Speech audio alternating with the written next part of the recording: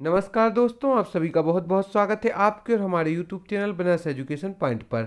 आज का जो हमारा वीडियो है वह हमने प्रारंभिक परीक्षा को ध्यान में रखकर बनाया है एवं अन्य सभी कंपटीशन एग्जामों को भी ध्यान में रखकर इसमें महत्वपूर्ण प्रश्नों को हमने रखा है।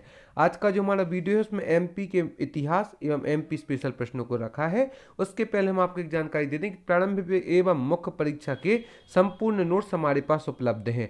आप हमारे मुख्य परीक्षा के notes economics, ethics, polity, geography, Hindi, science एवं टेक्नोलॉजी, एथिक्स सभी सब्जेक्ट के नोट्स प्राप्त कर सकते हैं। साथ ही साथ प्रारंभिक परीक्षा की यूनिट 10 की PDF, अमूल्य साल संग्रह यूनिट 9 की PDF, जिसके साथ निःशुल्क एवं MP करंट अफेयर्स की PDF भी प्राप्त कर सकती हैं, जो कि टॉपर्स के द्वारा बनाए गए एवं हैंड रिटन से। चलिए चलते हैं आज के हमारे प्रश्नों पर। भोपाल का युद्ध किस वर्ष हुआ था? A 1738 ईस्वी में, B 1740 ईस्वी में, C 1737 ईस्वी में, डी 1739 ईस्वी में। तो इसका राइट आंसर है सी 1737 ईस्वी में भोपाल का युद्ध हुआ था। चंदेल राजाओं द्वारा निर्मित खजुराहो के प्रसिद्ध मंदिर किस धर्म से संबंधित हैं? ए वैष्णव धर्म, बी शैव धर्म, सी जैन धर्म, डी ऑल।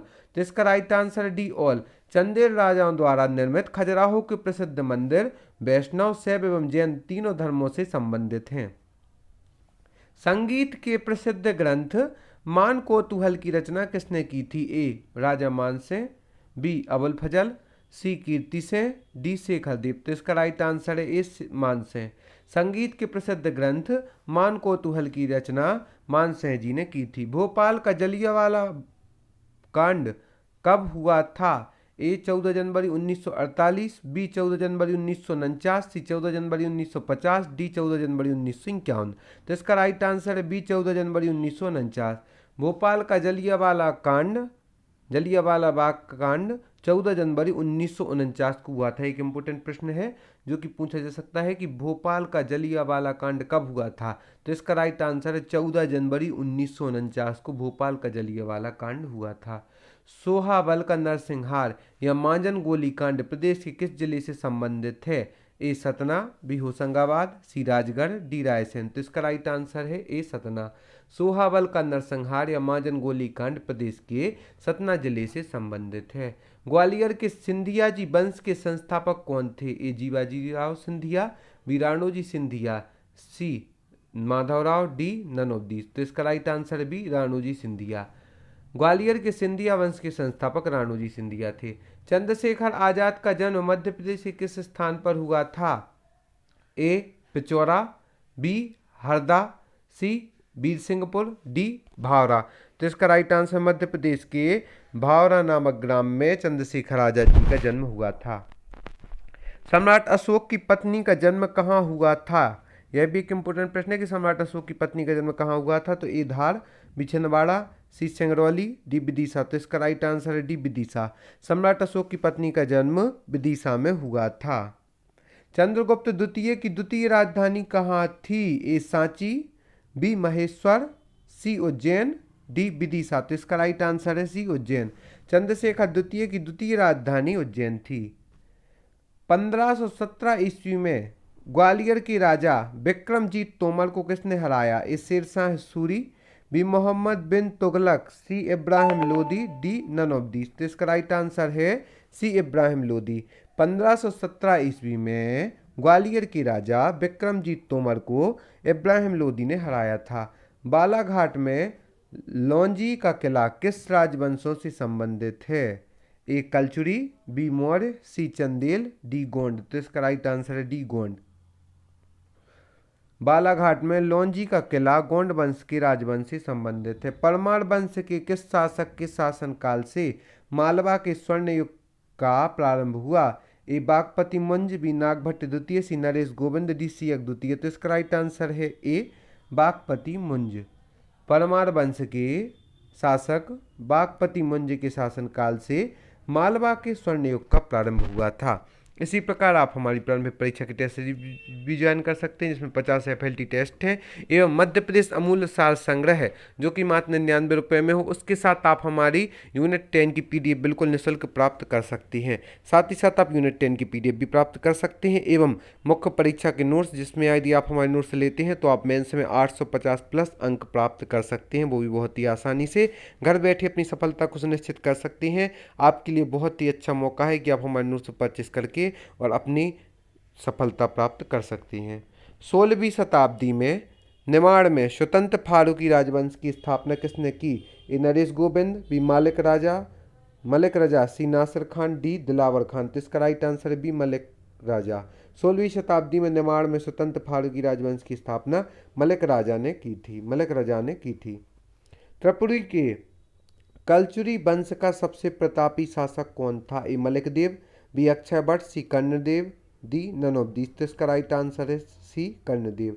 त्रिपुरी के कलचुरी वंश का सबसे प्रतापी शासक कर्णदेव थे। बघेल राज्य के किस शासक ने अपनी राजधानी बांधवगढ़ स्थानांतरित की? A Sahdev, B Veer Singh Dev, C none of these, D Ramchandra Dev. तो इसका राइट आंसर है डी रामचंद्र देव। बघेल राज्य के शासक रामचंद्र देव ने अपनी राजधानी बांधवगढ़ स्थानांतरित की थी। निम्नलिखित में से कलचुरी वंश के किस शासक को हिंद का नेपोलियन भी कहा जाता है? यह भी एक इम्पोर्टेंट प्रश्न है कि कलचुरी वंश के किस शासक को हिंद का नेपोलियन कहा जाता है? A Karnadev, B Akshay Vat, C Lakshmi Karna, D none of these. तो इसका राइट आंसर है ए कर्णदेव। कलचुरी वंश के शासक कर्णदेव को हिंद का नेपोलियन भी कहा जाता है। महिष्मती नगर को किसने बसाया था? ए अहिल्याबाई, बी हृदय राजा, सी कीर्तिवीर अर्जुन, डी शत्रुवती। तो इसका राइट आंसर है बी हृदय राजा। परमार वंश के किस शासक ने अपनी राजधानी उज्जैन से धार स्थानांतरित की थी? ए भोज, बी उदयादित्य, सी बैरसिंह द्वितीय, डी उपेंद्र। तो इसका राइट आंसर है सी बैरसिंह द्वितीय ने, जो कि परमार वंश के शासक थे। इन्होंने अपनी राजधानी उज्जैन से धार स्थानांतरित की थी। परमार के परिवार को स्थापित करने का श्रेय किन शासकों को दिया जाता है? ए राष्ट्रकूट, बी मराठा, सी शक, डी सातवाहन। तो इसका राइट आंसर है राष्ट्रकूट। परमार के परिवार को स्थापित करने का श्रेय राष्ट्रकूट शासकों को दिया जाता है। नवशाह सांक चरित्र की रचयिता कौन है? ए परिमल, बी पारणी, सी केशवदास, डी राजा भोज। तो इसका राइट आंसर है ए परिमल जो कि नवशाह सांक चरित्र की रचयिता है। किस राजा को द्रुपद संगीत का संरक्षक कहा जाता है? ए सम्राट अशोक, बी राजा भोज, सी राजा मानसिंह तोमर, डी राजा कीर्तिपाल।